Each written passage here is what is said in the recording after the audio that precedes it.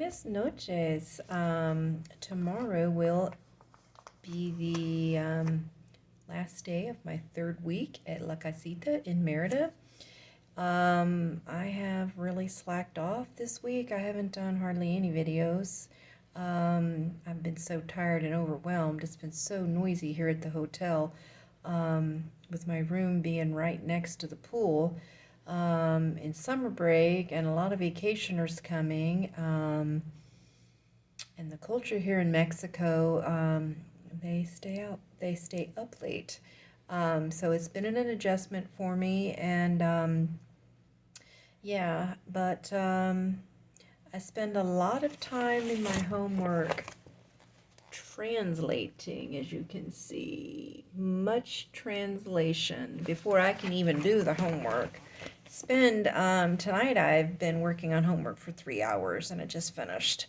And that's only because I asked for more homework. The last person left in my class, we started off with 3 students, and now we're down to just me. So it's kind of sad, but yet also on the other hand, I'm loving it because now I don't feel like I'm holding up the class. I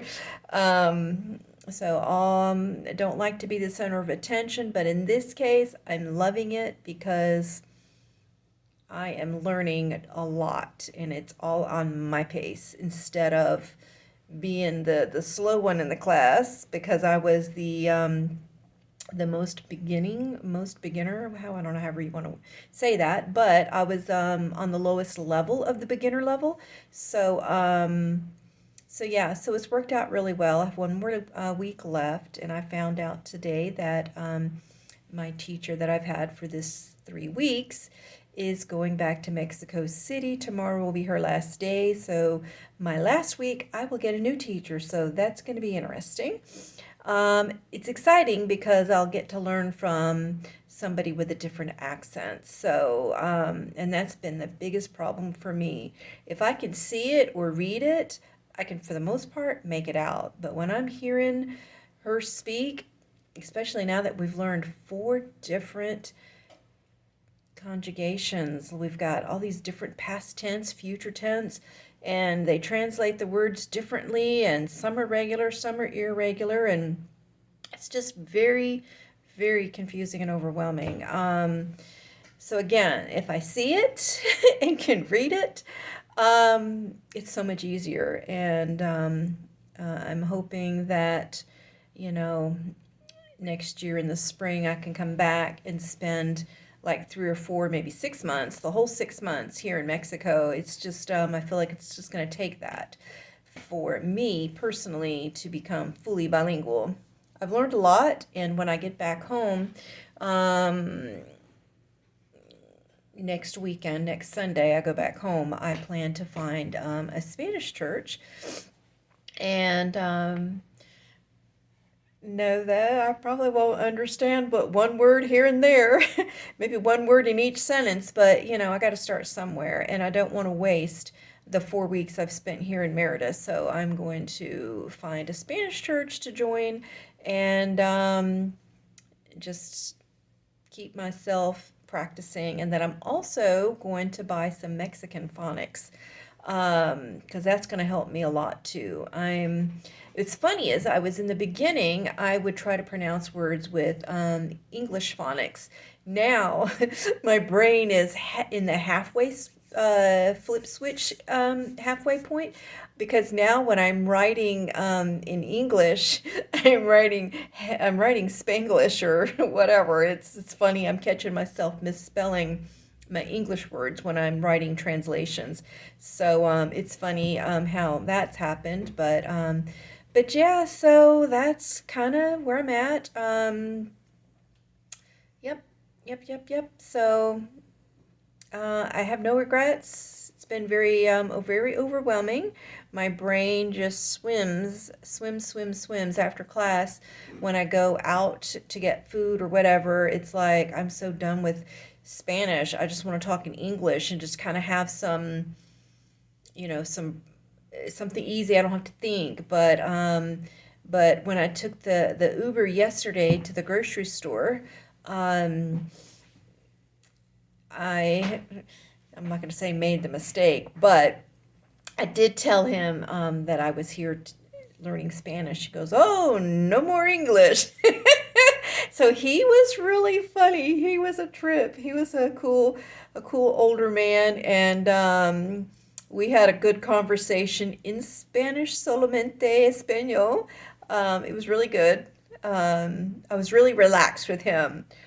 Now, the Uber driver on the way back, no, he stressed me out because he got mad because I was not at the right place when he picked me up. But I came out the door that I came in, and I didn't know that there was another entrance on the other side of the building, and he was on the other side of the building. Well, I'm sorry, I didn't know. It's my first time at that grocery store, and I got dropped off at this door, and I came out this door. So I felt bad for him. He kept telling me to update my location in the app, and I'm like, well, I don't know how to do that either. So I just kept describing where I was at. I'm outside under the big tree. There's a building in front with a red building, and I wrote out what the name of the building was.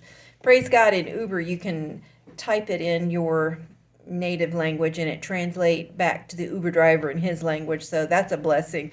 I would have been a hot mess if I would have had to try to explain directions of where I'm at and what I'm doing in Spanish, because I have all that in my notes, but I don't have it all memorized yet. And then to be able to spell everything, that's a whole nother story too. So yeah, it's process. It's overwhelming. It's exciting. It's very emocionada, a lot of emotions, good and bad. So, yeah. So, I highly recommend anyone to have the opportunity and the finance to just be able to do it. Go do it. Yeah. But I also do not recommend staying in a hotel. I do not recommend that at all if you're going to be for more than a week, because without a kitchen, it gets very expensive to eat out all the time. And if you don't have a kitchen, we don't have a microwave in our room. We have a teeny tiny mini fridge. We bought a hot water kettle so we can make hot tea and coffee. And Ashley likes her ramen noodles, so she could make some ramen noodles with the hot water. But yeah.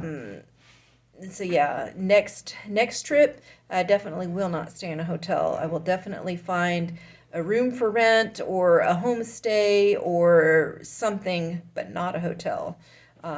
It's just too inconvenient in a hotel. Besides, you have, a bed and my little desk, and that's it. Nowhere else to sit. And it is what it is. So I make the best out of the situation. I'm grateful to be here. I am not complaining. Just saying, in the future, and my recommendation, hotel is not. Unless you just have plenty of money and want to eat out all the time. Me personally, I don't like restaurant food all the time, especially, that's another thing. Merida is a really cool place. No me gusta.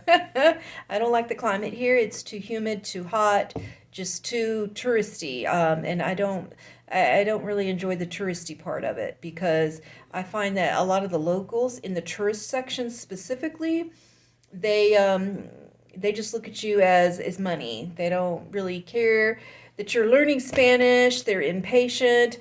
They don't want you to talk in Spanish unless you can talk in Spanish.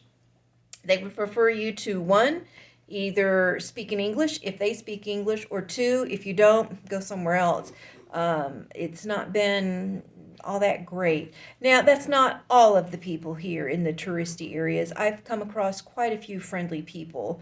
Sometimes those friendly people are friendly because they think you're going to give them large tips, because they look at you as a foreigner and think, money, sorry, but this chickadee is not loaded.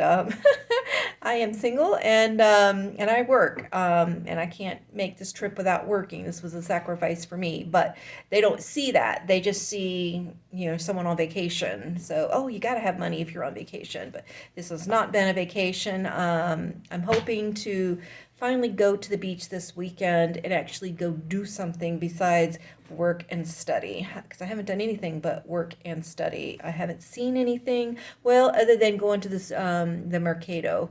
That was quite an experience, but But other than that, I haven't done anything but work and study. And I've been here, this will be my third week. I just finished. Sunday will make 3 weeks. So it is high time to get somewhere. I'm going to take the bus to Progreso Beach this weekend. So I'm looking forward to seeing the beach here in Mexico. Okay, well, I think this video is long enough. So, buenas noches. Hasta mañana.